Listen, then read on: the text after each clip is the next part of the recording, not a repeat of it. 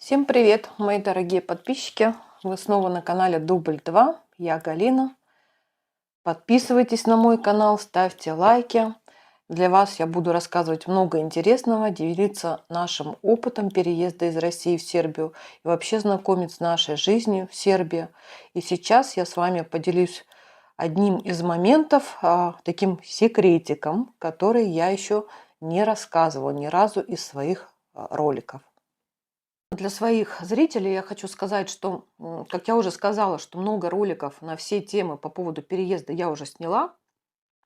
Несмотря на это, вы все равно можете писать свои вопросы, задавать еще раз, если кому-то что-то интересно. И а, я вдруг поняла, что есть еще какие-то моменты, которые я, например, в силу своего опыта сюда переехав, знаю какие-то моменты, но я не снимала специально по этим темам ролики. Но это такие секретики, скажем так, назовем их, которые мы в свое время тоже узнали, и это очень на самом деле оказалось важным. Поэтому, если я что-то буду по этим темам вспоминать, я прям их так назову, секретики. И когда вы будете видеть мой ролик и будете в описании там видеть, или даже, может быть, в названии я буду ставить секретики переезда, то это будет означать именно то, что какие-то моменты, которые я вспомнила о том, что я все-таки не снимала на эту тему, я буду в ролик в этот вставлять, где это будет написано, что секретики. Ну, например, один из таких секретиков я вспомнила по поводу а, того, как сын спокойно выехал из страны после того, как он закончил обучение в институте. То есть меня, в принципе, спрашивали об этом, но я поняла, что люди не в курсе вообще, не знают, что мы ничего не нарушили абсолютно. Это выезд абсолютно законный, а, никакого нарушения в этом нет. Мы ничего не предпринимали для того, чтобы что-то сделать, чтобы выехать. Ничего. Но почему люди не знают об этом? Это касается именно студентов вузов, которые заканчивают свое обучение и планируют переехать в другую страну. Вот этот секретик именно к этим ребятам и их родителям, чтобы вы знали. Вот. Опять же скажу, возможно, не во всех вузах это существует, а может и во всех. Я вот этого не знаю. Мой сын заканчивал МГТУ имени Баумана, там это существует. Возможно, существует это только в институтах, вузах. Но не знаю, вот это все узнавайте. Для того, чтобы вам это узнать, вам нужно просто прийти в деканат и там спросить, и вам ответят. Вот, значит, теперь подробнее, что же это за секретик? Для того, чтобы выехать из страны законно после обучения в институте, вы закончили и хотите выехать. Не боясь, что вас остановят на границе, на таможне и вернут обратно в страну, скажут, что нельзя. Вы стоите на учете на воинском. У меня сын стоял на воинском учете. Но вас не могут остановить, потому что вы берете в институте справку в деканате о том, что вы находитесь сейчас на каникулах. То есть такая фишка. Секрет в чем? Объясняю теперь. Для вузов, те, кто учатся, ребята в институтах, только это касается высшего образования. Это не относится к обучению в колледжах, техникумах и других видах обучающих каких-то школ и так далее. Относится только к высшему образованию. После окончания, после защиты диплома у вас есть еще время до 1 сентября, когда у вас официально считаются каникулы. В период каникул вас никто не может призвать в армию, в военкомат, но так делают иногда.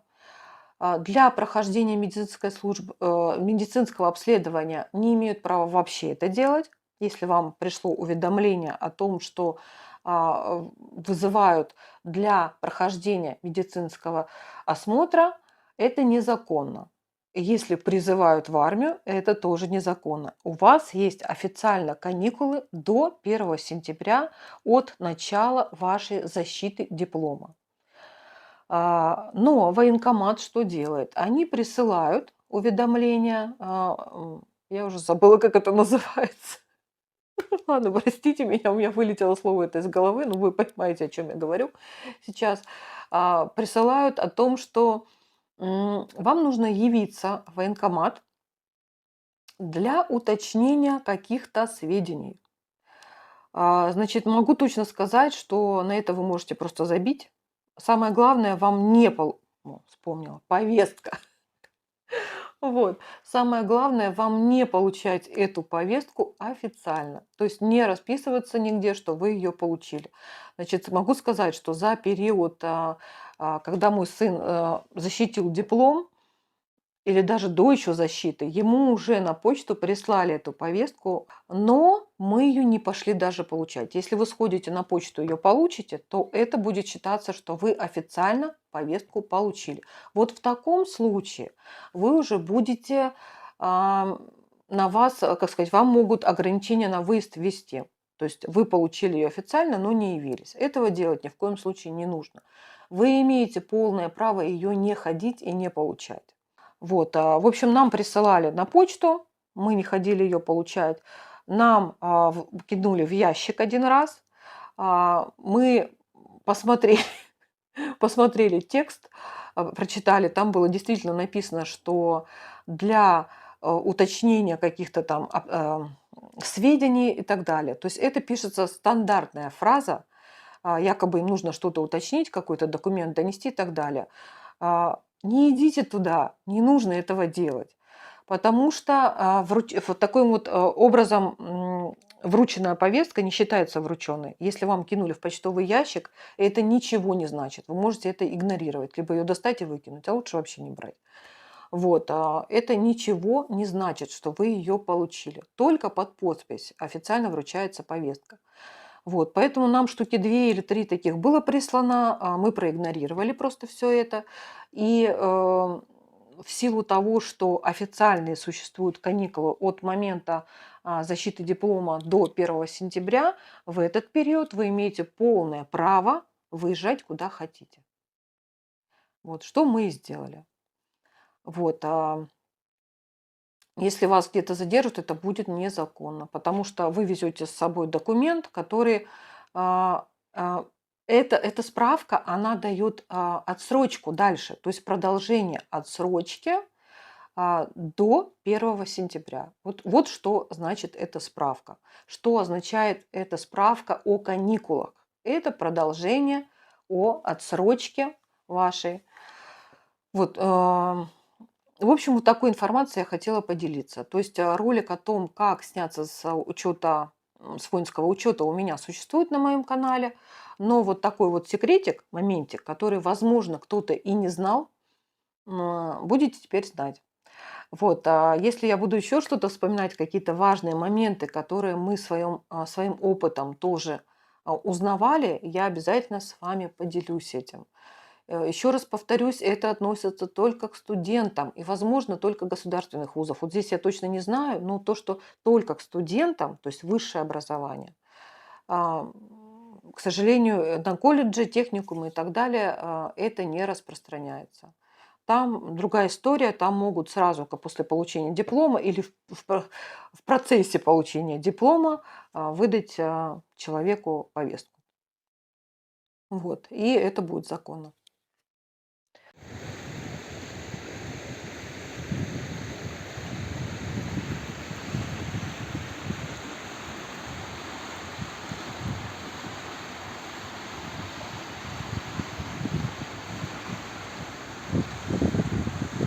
Спустилась на самую нижнюю ступеньку, вода прям в 2 сантиметрах от меня. У нас сегодня прохладно, 10 градусов, ветерок такой, но мы идем гулять все равно, потому что чистый воздух свежий, хочется дышать, вдыхать его. И вопреки всем, кто пишет, что в Сербии грязный воздух, это не так. Дышать хочется полной грудью. Сейчас отопления уже нет, никакого смога нет, поэтому воздух здесь шикарный. Мы идем гулять. Мы еще точно не решили, куда. Просто сейчас сядем и доедем до одного района. И я там поснимаю, покажу вам.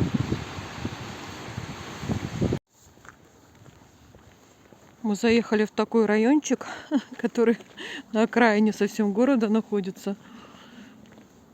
Такой он интересный. Здесь есть и дома красивые, и похож на поселок, что ли, уже. Но, к сожалению, уже темнеет, уже нет таких видов красивых. Вот там был шикарный вид на горы, но получается, что мы сейчас спускаемся вниз, этот вид прям пропадает. Хочется идти сюда, чтобы лучше горы разглядеть, но так как это дорога вниз, то наоборот исчезает этот вид. Но вот эти цветущие деревья опять так красиво. Супер. Ух, какая красота. И запах такой стоит, аромат. А вот на то дерево засохшее сойка прилетела, сидит. В общем, виды здесь хорошие, конечно. Жаль, что гор не видно.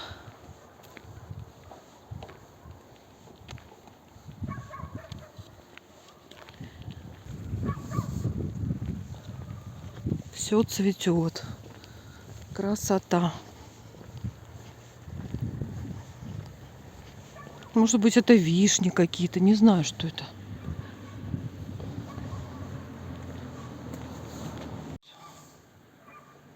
О, какой красивый домик. С такой ковкой.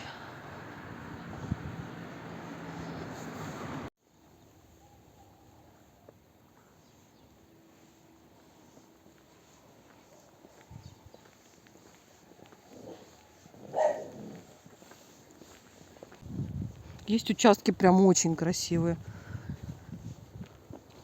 Ну, есть попроще. Есть много домиков таких разваленных.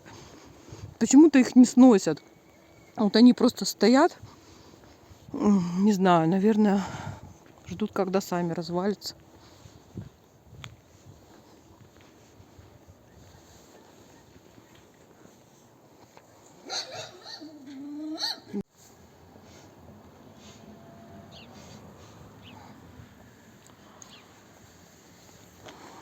Мусор, как всегда, по кустам. Ну, вообще не знаю, конечно, как это объяснить, потому что на участках в основном чисто, на собственных, красиво, ухоженно, но за пределами, вот в районе остановки, ну, выглядит как-то так.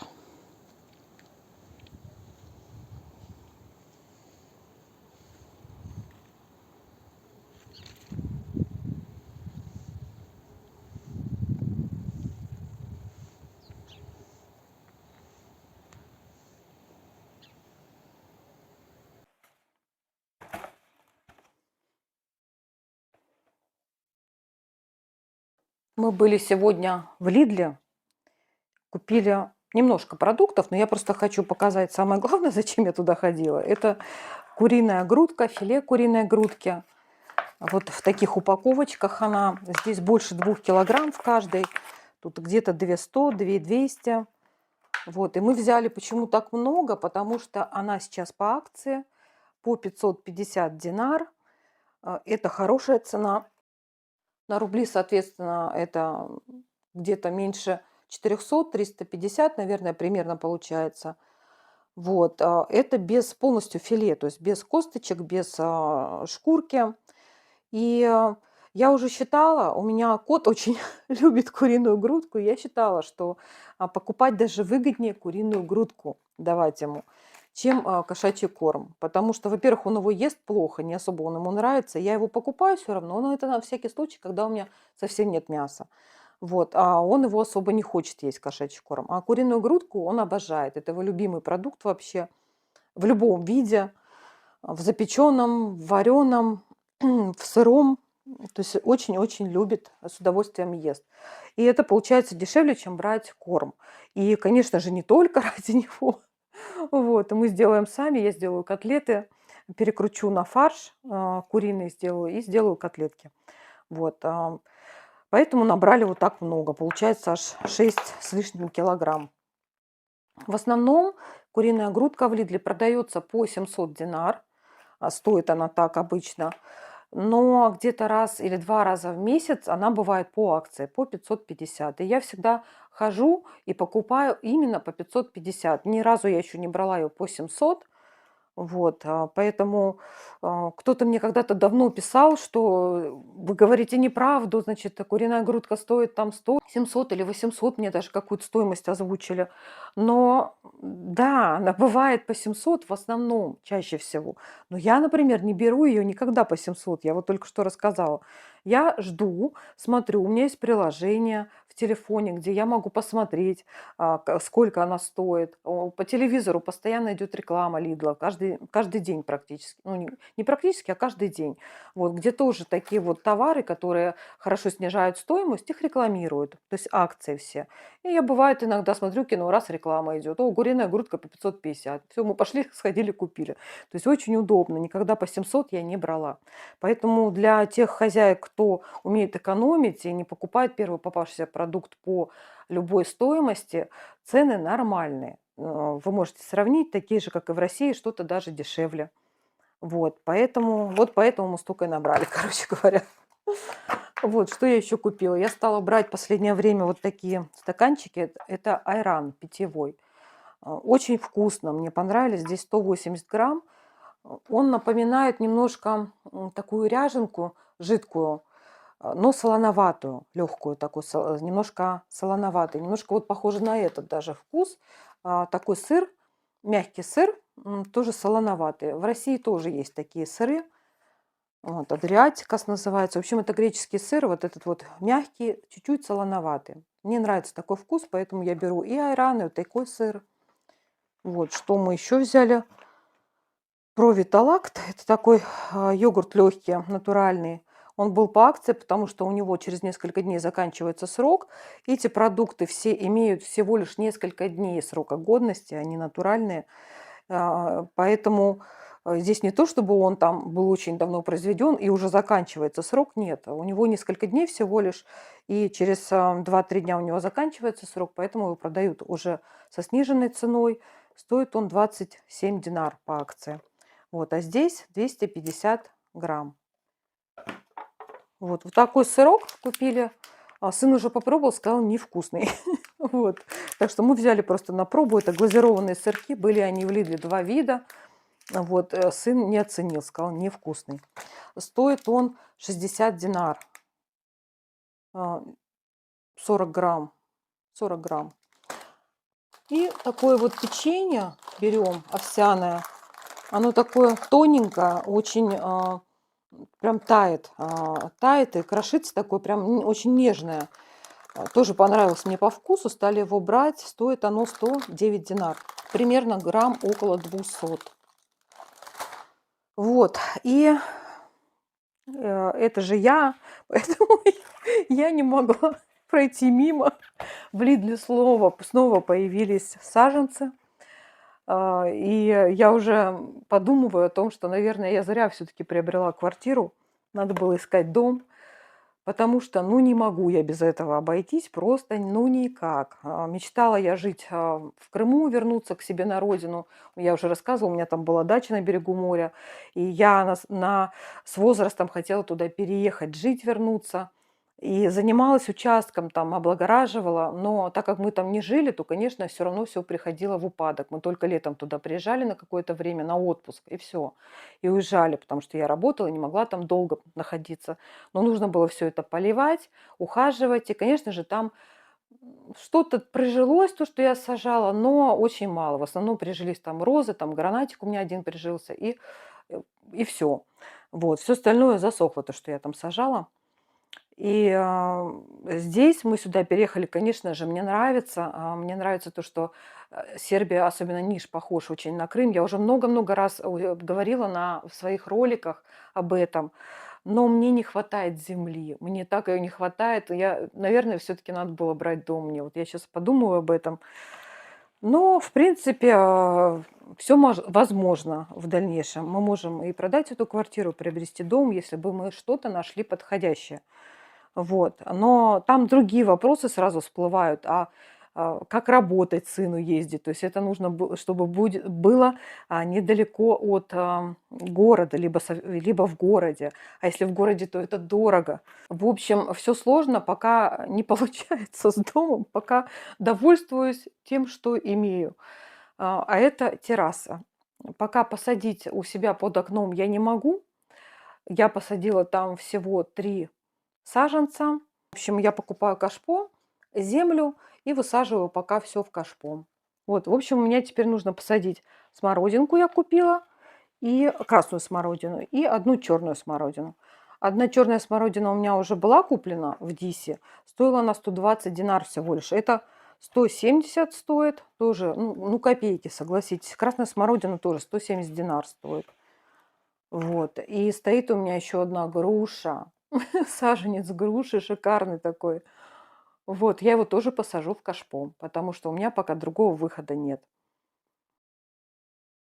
Вот такая у меня груша шикарная. Вот она уже дала листочки зеленые. Это я только что купила, смородина красная. Мне нравится еще тем здесь саженцы, это черная смородина, что они все местные, они все из Сербии, и они очень-очень свеженькие. То есть у них живая, очень живая корневая система. То есть я когда сажала, я уже видела, что там прям уже наросли вот эти вот, которые питаются, корешки беленькие. То есть она очень живая, она вот-вот все приживется. И уже листочки зеленые, веточки дает. Вот, то есть не привезенная откуда-то издалека, непонятно вообще с какой корневой, там приживется, не приживется, а именно вот местное все свеженькое. Вот, в общем, вот такие саженцы. И осталась у меня еще одна ежевика. Я не посадила ее. Одну посадила, у меня их было 2. И вот одна ежевика я еще не посадила. Один виноград у меня есть вот такой тоже. Я его хотела посадить рядом с террасой, сбоку, чтобы он как бы перекидывался потом, когда вырастет, перекидывался на террасу. И вот такая вот черноплодная рябина, арония. Вот, тоже она, видно там, что она уже листочки дала. Вот. Так что так. В общем, пока я довольствуюсь только своей террасой.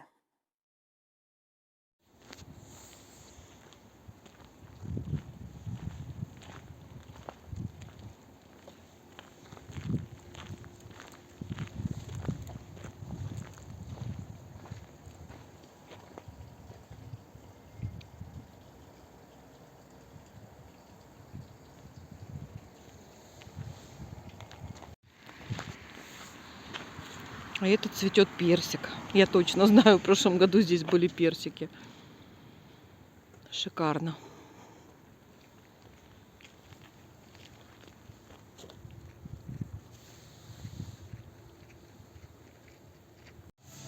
Кто спрашивал про стоимость электровелосипедов, вот, пожалуйста, специально для вас.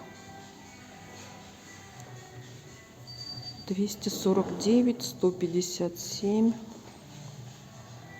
130, 120, 97. Вот, в общем, от 97 до 200 с лишним.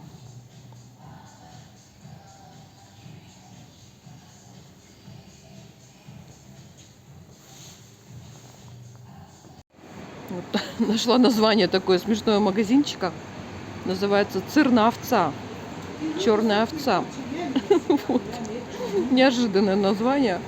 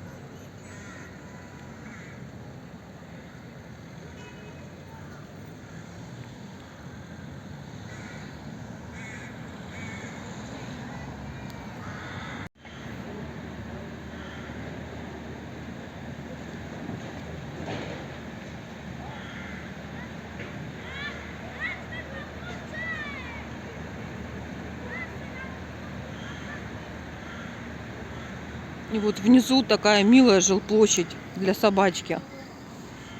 Поставили будку.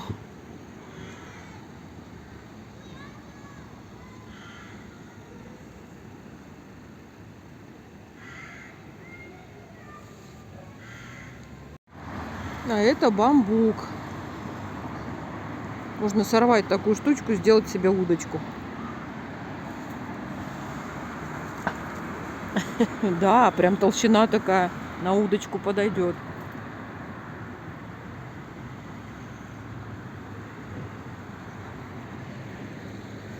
Он растет просто рядом с заправкой. Здесь стоит заправка. И рядышком растет бамбук.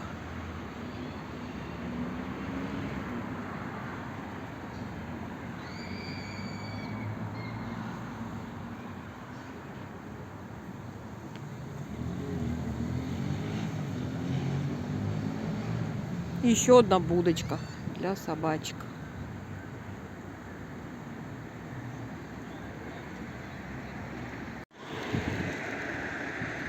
В очередной раз снимаю Нишаву. Через мост переходим.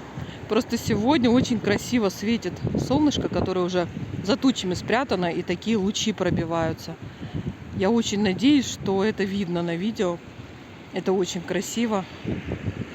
Из-под туч пробивается такое, даже не солнышко, а лучи солнечные. Смотрится очень красиво.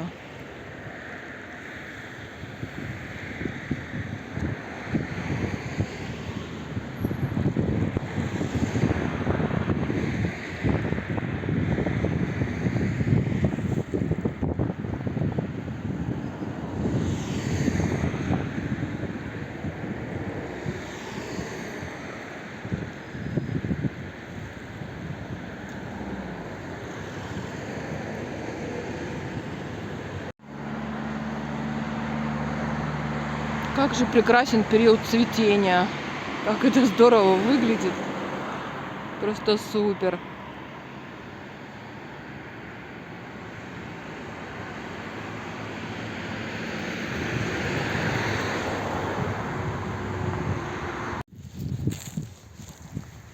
Мы впервые увидели ров вокруг крепости.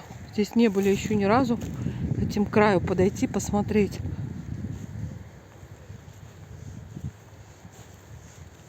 Так, только бы клещи никакие не запрыгнули с травы на меня. Ух ты! Ого! Зрелищно смотрится.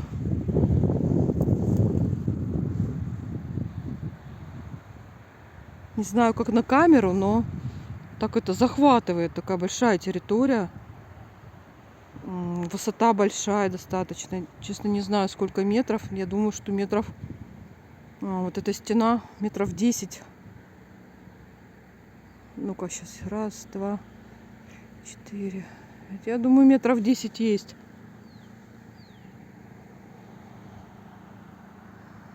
Здорово. В этой части мы еще не были ни разу. Основная крепость находится в противоположную сторону, а это как бы дальняя такая часть ее, и здесь ров, оказывается, находится, который раньше, я так предполагаю, был заполнен водой. Вот там вот внизу даже есть какое-то окошечко еще видно. Вот оно.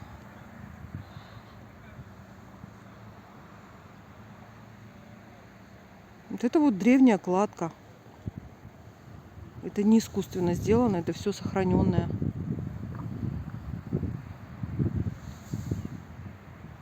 И такое дерево там цветущее, как шарик белый. Здорово, очень красиво. Надо же, мы такое красивое место прям случайно нашли. А здесь все лианой заросло. Высоко. Я вообще не люблю высоту. Меня даже здесь вот 10 метров у меня кружится немножко голова. Я не очень хорошо переношу высоту. Вестибулярка так себе.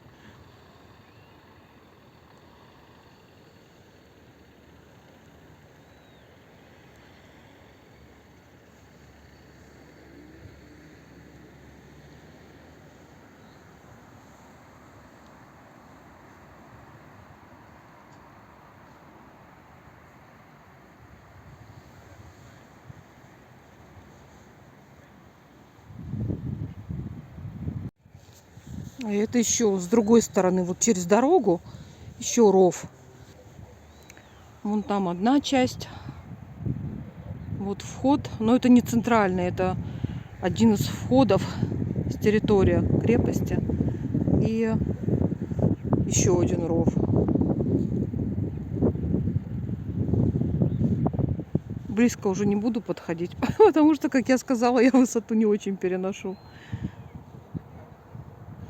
Вообще, конечно, чувствуется такой масштаб. То есть большой достаточно ров, это стена высоченная. Я представляю, когда она была еще с водой. Да, смотрелось это, конечно, так внушительно.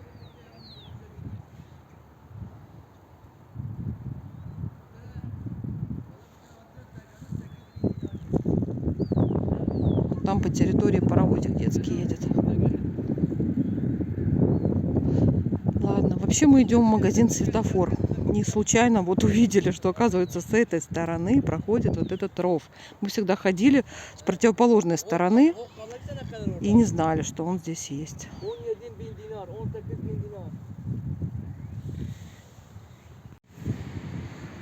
Мы пришли в магазин «Мире». Но это то же самое, что «Светофор». Там практически один и тот же товар.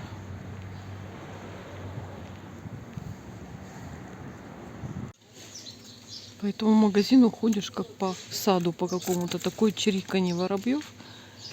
Их здесь очень-очень много. Я хочу снять этих воробьев. Они все время прячутся. В общем, видимо, они разрывают пакетики с какими-нибудь крупами и кормятся здесь, потому что их очень много. И вот, кстати, повесили, видимо, в связи с этим вот такую вот птичку хищную, чтобы она их отпугивала. Но они ее не боятся, они прям рядом скачут.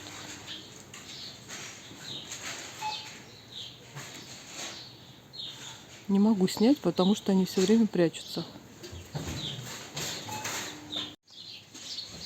Вот один красавчик попал в кадр.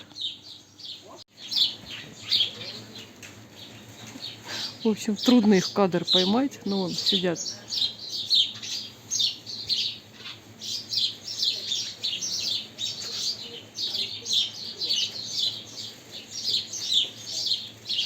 Они лазят там среди коробок, я видела.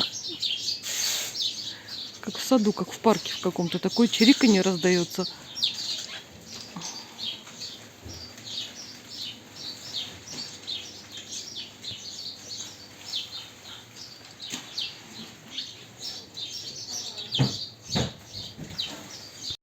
Магазин «Мире», как я уже сказала, это практически как в России «Светофор». Там те же самые товары. Вот. В городе Ниш есть и «Светофор» магазин, но он очень далеко находится, за городом. Очень неудобно туда добираться, поэтому мы иногда ходим в «Мире». Но так же, как и в России, я не особо любила магазин «Светофор». Качество продуктов там оставляет желать лучшего. Но что-то иногда я беру. Вот. И сегодня мы прикупили там вот такие кашпо. Они 15 литров. Красивого цвета, такого темного, насыщенного зеленого. С подставочкой. И стоили они всего лишь 220 динар. Здесь 2 штучки у меня. Я взяла. Наверное, я еще разочек съезжу, еще прикуплю.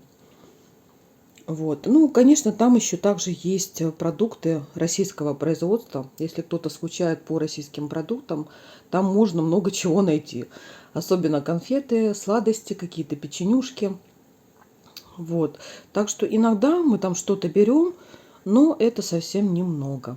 Ну вот больше всего я довольна, что я купила недорого вот такие кашпо, достаточно большие, которые мне сейчас нужны, потому что под окна я больше посадить ничего пока что не могу, а мне нужно высаживать все мои саженцы.